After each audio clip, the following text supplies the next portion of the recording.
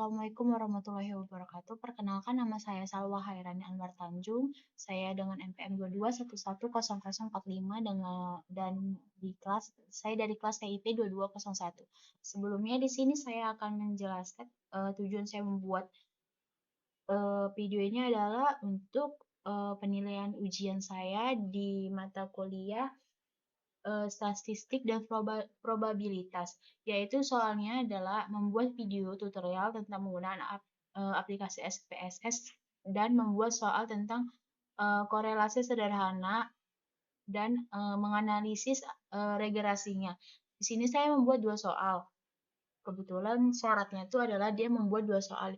Yang pertama itu saya buat itu tentang regresi linear berganda dan juga ada regresi linear sederhana. Sebelumnya saya akan menjelaskan tentang apa sih pengertian dari regresi linear berganda.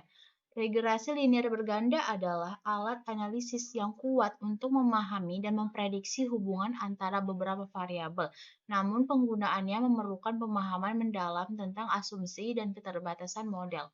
Adapun rumus dari regresi linear berganda ini adalah Y sama dengan A ditambah B1 X1 ditambah B2 X2 ditambah untuk seterusnya jika banyak variabel yang akan digunakan sampai dengan Bn Xn ditambah E. Adapun pengertiannya dari rumus tersebut adalah Y adalah variabel dependen yang diprediksi. A adalah konstanta intercept nilai Y saat semua X bernilai 0. B1, B2, sampai dengan Bn itu adalah koefisien regresi untuk masing-masing variabel independen. X1, X2, sampai Xn itu adalah variabel independen. E adalah error atau residu yang mewakili variasi Y. Y yang tidak dapat dijelaskan oleh variabel independen. Yang kedua itu adalah regresi sederhana. Apa sih pengertian dari regresi linear sederhana itu adalah metode statistik yang digunakan untuk memodelkan hubungan antara dua variabel. Satu variabel dependen Y dan satu variabel lagi adalah independen X. Rumus regresi linear sederhana itu adalah Y sama dengan A ditambah BX ditambah E. Adapun penjelasan dari rumus tersebut adalah Y yang dimana adalah variabel dependen yang diprediksi, A adalah konstanta atau intercept nilai Y saat X bernilai 0, B adalah koefisien regresi yang menunjukkan seberapa besar pengaruh variabel independen, X adalah variabel independen, E adalah residu atau E itu adalah error atau residu yang mewakili variasi dalam Y yang tidak dapat dijelaskan oleh X. Di sini saya sudah membuat datanya untuk mengerjakan soal di regresi sederhana dan regresi berganda. Di sini terlebih dahulu saya akan membuat soal tentang bagaimana sih cara mengerjakan regresi sederhana. Ini saya ada datanya. Ini kalau udah ada datanya kalian tinggal di copy aja.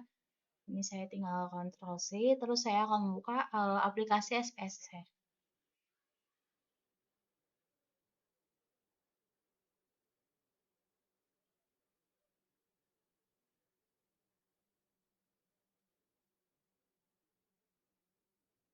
Nah, ini aplikasi tampilan dari SPSS ya.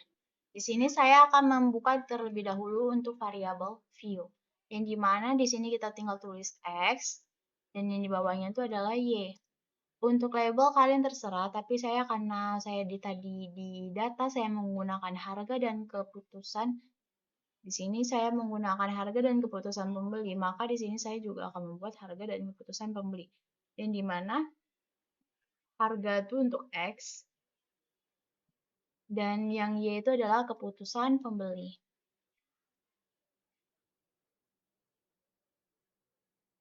Nah, ini udah. Lanjut saya akan kembali ke data view. Karena tadi datanya udah kita copy, kita bakal tinggal Ctrl V aja atau copy paste aja data tersebut. Ini datanya sudah keluar. Maka untuk kita tahap selanjutnya itu adalah menganalisis atau mencari bagaimana cara pengerjaannya. Analis, terus saya akan mengetik mencari regression langsung ke pilihan linear. Nah, di sini tuh ada dua kan. Jadi yang X ini kita masukkan ke independence dan Y atau harga atau keputusan pembeli itu kita masukkan ke dependent. Nah, untuk yang lainnya kalian abaikan aja. Selanjutnya saya klik OK. Maka langsung muncul jawabannya. Itu ada variabel enter rate atau remove, ada model summary dan ANOVA, terus ada coefficients. Nah, ini yang bakal kita taruh di Word. Jadi sebelumnya saya juga sudah membuat hasilnya.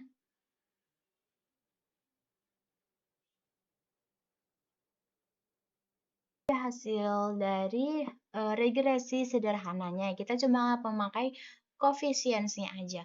Yang dimana ini sudah sesuai dengan rumus. Ini ya. Y sama dengan A ditambah BX ditambah E.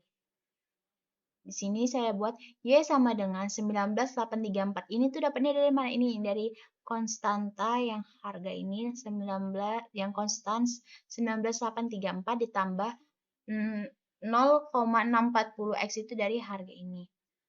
Di sini saya akan menjelaskan dari interpretasinya, yaitu adalah yang pertama, nilai konstanta A menunjukkan nilai sebesar 19,834, yang artinya jika tidak terjadi perubahan variabel independen, maka nilai X adalah 0. Maka nilai variabel dependennya Y sebesar 19,834. Nah, yang kedua, nilai koefisien regresi X atau harga itu adalah bernilai positif karena dia tidak hasilnya tidak min. Jadi sehingga jika mengalami kenaikan satu nilai, maka keputusan pembeli akan meningkat sebesar 0,640. Nah, untuk selanjutnya menjelaskan tentang bagaimana cara mencari korelasinya. Sebelumnya di sini juga saya sudah buat konsep dasar dari tujuan analisis korelasi itu adalah ingin mengetahui apakah ada hubungan antara dua variabel atau lebih. Yang kedua, sedangkan tujuan untuk analisis regresi itu adalah untuk memprediksi seberapa jauh atau seberapa besar pengaruh yang ada untuk hubungan tersebut. Yang ketiga itu untuk data yang berskala intervensi atau rasio tersebut bersifat kuantitatif parametrik. Tipe analisis korelasi yang digunakan adalah Pearson correlation, atau istilah lainnya adalah product moment correlation. Sedangkan untuk berskala ordinal kita gunakan Spearman correlation atau static non-parametric. Di sini saya ngambil contoh, yaitu judulnya adalah analisis korelasi atau Pearson correlation. Judulnya hubungan antara harga dan keputusan pembeli. Di sini juga ada penjelasannya dengan pengambilan keputusan jika signifikasi tepat 0,05 maka berkorelasi. Jika lebih dari 0,05 maka tidak berkorelasi. Jika nilai signifikasi terdapat di angka 0,05 maka menggunakan perbandingan nilai personal correlation dengan R-table. Jika personal correlation itu tepat R-table maka terdapat hubungan. Jika Pearson correlation tidak tepat R-table ya maka tidak terdapat hubungan. Untuk derajat hubungannya juga sudah ada. Nilai Pearson correlation mulai dari 0,00 sampai 0,20 itu tidak ada korelasi sama sekali. Untuk nilai Pearson correlation 0,21 sampai dengan 0,40 sampai dengan korelasinya lemah. Untuk yang ketiga nilai Pearson correlation 0,41 sampai dengan 0,60 korelasi sedang. Yang keempat itu adalah nilai Pearson correlation 0,61 sampai dengan 0,80 korelasi kuat. Dan yang kelima, nilai Pearson correlation 0,81 sampai dengan 1, maka korelasinya sempurna. Baik, di sini saya juga sudah ada data yang mau diuji untuk di correlation. Ini tinggal Ctrl C. Selanjutnya kita buka SPSS-nya. Untuk melanjutkan yang ke halaman baru tinggal Ctrl N. Maka di sini sudah. Sebelum kita memasuki datanya, kita memulai dengan variabel view. Di sini jangan lupa buat X dan Y. Untuk label kalian sesuaikan dengan apa yang kalian buat di datanya ya. Di sini saya menggunakan harga dan keputusan pembeli.